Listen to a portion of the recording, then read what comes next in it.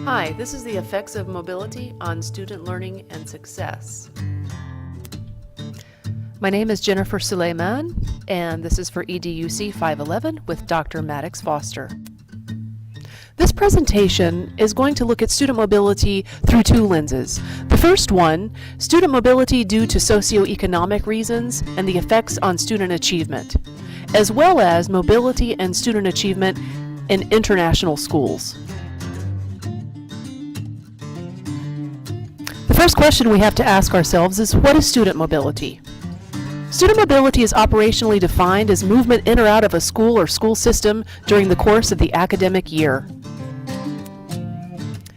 Any school, whether international or in the United States, is going to experience some sort of mobility among students.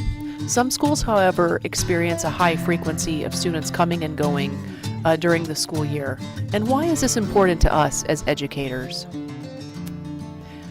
The reason that this is important is because student learning is our focus. So if mobility is affecting student learning, then as educators, we need to understand the reasons for the mobility and how to help students who are moving. Below is a list of common reasons for student mobility in the United States. I think the most surprising fact for me from these was that some families are evicted from their homes and move their children multiple times during the year due to homelessness or eviction. So some of these reasons for moving in the United States, we can see that they're socially traumatizing. Adding to this, having to move from one school to another, maybe multiple times within the year, the effects that this will have on academics can be great. Okay, so here's a scenario. You're the child of migrant workers, you're 11 years old, and this is your third school this year. What kind of challenges are you likely to face? High stakes exam, new curriculum, no peer support, language barrier? Do you have a challenging home life? So the most crucial step in helping a student like this is to provide a strong base of support during the transition into the new school.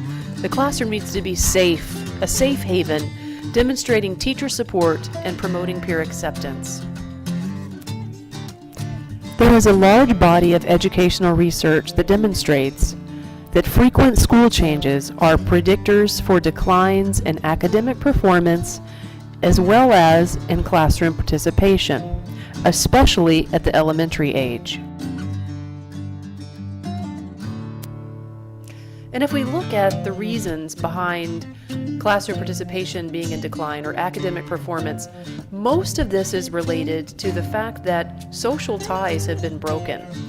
This can also be looked at through the lens of Coleman's theory of social capital. So here are some of the ways that teachers can just really offer a solid base of support for these students. The mobility factor is not going away, but what teachers decide to do with these students and how they help them is key. Okay, so now we're going to switch gears a little bit and talk about something that educator John Hattie calls unmanaged mobility. Now, this can refer to within the United States or internationally. So now let's take a look at international schools. So understanding international schools, and we've looked at this, you can have the cases of frequent student mobility because of the nature of job postings. Therefore, what is in place for schools to help students transition in the United States must also be in place in international schools. So John Hattie concluded in his meta-study that the greatest detriment to academic success is mobility. Is there a difference in moving 7 times in international schools and 7 times in local schools?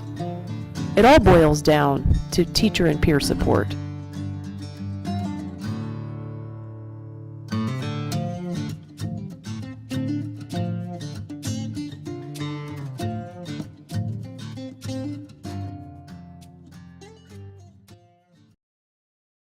Created using Powtoon.